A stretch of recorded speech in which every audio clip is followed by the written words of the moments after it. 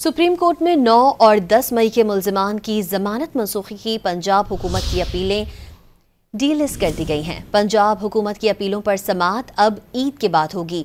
Chief justice Yahya Afridi की सरबराही में 3 रुकनी bench ने पंजाब हुकूमत की 9 मई मुल्जिमान की जमानत मनसूखी के लिए अपीलों पर समाअत की। पंजाब हुकूमत के वकील जुल्फ़िकार नकवी की वक्त देने के इस्तदा पर चीफ जस्टिस ने रिमार्क्स दिए कि 9 मई के मुकदमात तो कल और परसों भी समाअत के लिए मुकर्रर हैं। गुज़िश्ता समाअतों पर भी एडिशनल प्रोसिक्यूटर पेश होकर वक्त मांगते रहे। आज आप वक्त मांग रहे हैं, ऐसे नहीं चलेगा। ये कोई एक केस नहीं, 50 के करीब अपीलें हैं।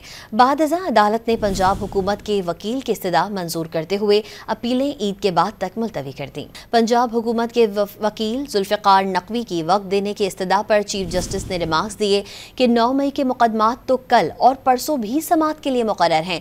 गुज़िश्ता समाअतों पर भी एडिशनल प्रोसिक्यूटर पेश होकर वक्त मांगते रहे।